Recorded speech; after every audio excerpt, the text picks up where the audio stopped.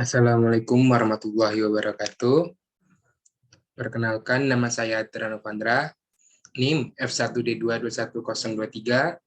Di sini saya akan menjelaskan tentang filum protozoa dari kelas Flagellata, Sarcodina, Sporozoa, dan Ciliata.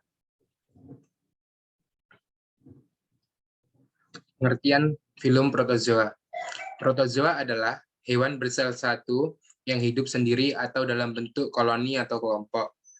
Tiap protozoa merupakan kesatuan yang lengkap, baik dalam susunan maupun fungsinya. Sanggup melakukan semua fungsi kehidupan yang ada pada jasad lebih besar dilakukan oleh sel-sel khusus. Arti penting protozoa yaitu sebagai mata rantai penting dalam rantai makanan untuk komunitas dalam lingkungan akuatik. Contohnya, zooplankton atau hewan hidup dari fitoplankton tumbuhan yang fotosintetik sebagai protozoa sarkofitik dan protozoa pemakan bakteri. Protozoa berasal dari kata proton yang berarti awal dan zoon yang berarti binatang.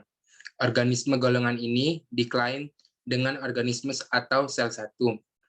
Bentuk selnya berupa cairan pekat yang disebut protoplasma, yang mempunyai satu inti atau lebih disebut nukleus atau oil. Hal ini berlaku juga untuk sel tumbuhan-tumbuhan sebagai coplasma, di mana mempunyai sifat fotosintesa yang merubah sinar matahari menjadi energi. Protozoa sebagai suatu organisme seluler yang mempunyai sifat ekorotik, tidak mempunyai bagian dinding sel, heteroftok, dan juga dapat melakukan pergerakan. Protozoa melakukan pergerakan menggunakan pseudopodia, sering disebut juga dengan kaki semu, atau silia, atau sering disebut dengan rambut getar. Dan flagellata, sering disebut dengan bulu cambuk. Bentuk dan ukuran protozoa sangat beragam. Beberapa berbentuk lonjong atau membola. Ada yang memanjang, ada pula yang polimorfik, mempunyai berbagai bentuk morfologi pada tingkat-tingkat yang berbeda dalam daur hidupnya. Beberapa protozoa berdiameter sekecil 1 nanometer yang lain, seperti amoeba proteus berukuran 600 nanometer atau lebih. Beberapa ciliata yang umum mencapai ukuran 2000 nanometer atau 2 mm. Jadi, dapat dilihat dengan mudah tanpa perbesaran. Berikut ini beberapa ciri-ciri lainnya dari protozoa yang perlu kita belajar dan kita ketahui. Yang pertama yaitu monoseluler atau bersel satu. Yang kedua, belum memiliki pembagian sistem organik. Yang ketiga, dapat bertahan hidup di segala habitat. Yang keempat, jumlahnya jauh lebih besar dari filum lainnya. Yang kelima, ukuran mulai dari 1 mm sampai 2 mm. Ada juga yang kurang lebih dari 75 mm. Ada bergantian dalam pergantian generasi dalam perkembangbiakannya. Yang ketujuh, golongan tumbuh dan binatang. Yang kedelapan, hidup secara soliter maupun berkoloni. Pada protozoa, proses reproduksi terjadi secara seksual dan juga aseksual. Namun, proses reproduksi yang sering dilakukan adalah melalui cara aseksual, yakni pembelahan diri atau binar. Tahap pembelahan menggunakan cara mitosis yang bentuk hasilnya akan berbentuk dua sel anakan. Dari beberapa jenis protozoa seperti halnya Plasmodium akan melakukan proses reproduksi melalui cara aseksual dengan menggunakan skizogoni yang pada umumnya terjadi di bagian dalam sel inang. Selanjutnya, masing-masing bagian yang terdapat pada inti akan diusir menuju keluar secara bersamaan beserta bagian sitoplasma sehingga pada akhirnya terbentuklah protozoa baru.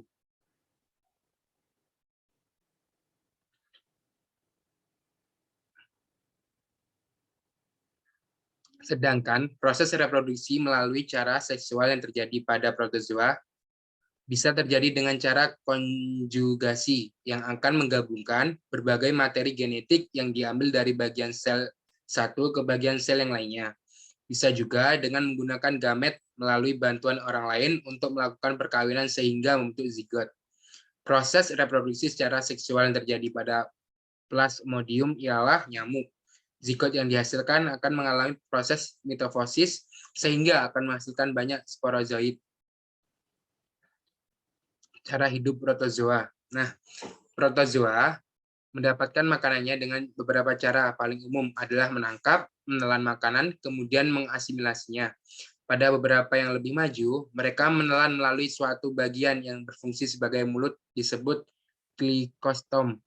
Untuk bergerak, protozoa memiliki berbagai macam cara. Pada protozoa yang tidak dilengkapi dengan sejenis alat gerak, bergerak dengan cara memanjang selnya yang disebut dengan spopodia. Ada yang bergerak dengan menggunakan batang-batang atau duri-duri yang disebut dengan aksopodia. Beberapa ada yang bergerak dengan menggunakan semacam bulu getar atau siliasa. Selain itu, silia dapat berfungsi untuk menelan makanan. Selain itu, ada pula yang menggunakan alat yang disebut dengan flagellata, menyerupai cambuk. Protozoa dapat berkembang biak secara aseksual, seksual, atau gabungan antara aseksual dengan seksual. Beberapa protozoa mempunyai alat pelindung di bagian luarnya yang disebut dengan cangkang. Cangkang tersebut biasanya tersusun oleh Cloacae chitin, calcareous, atau material silika.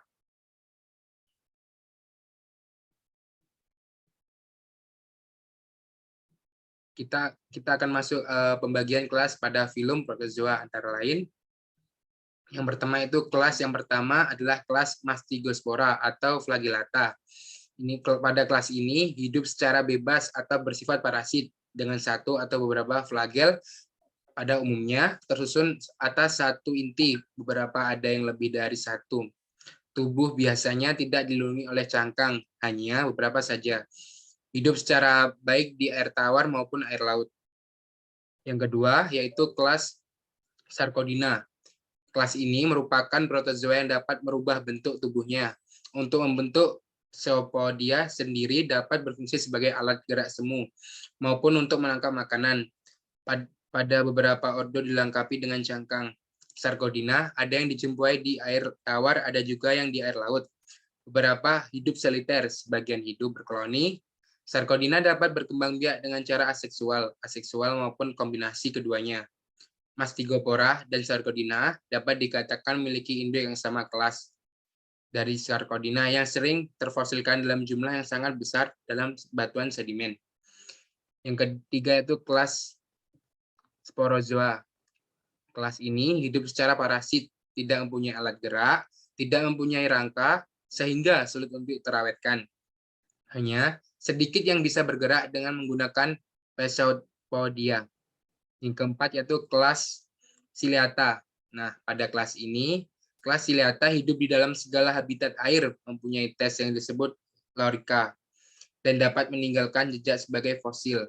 Dinding dan lorica tersusun dari bahan organik yang kompleks dengan komposisi kimia yang belum dapat dipastikan.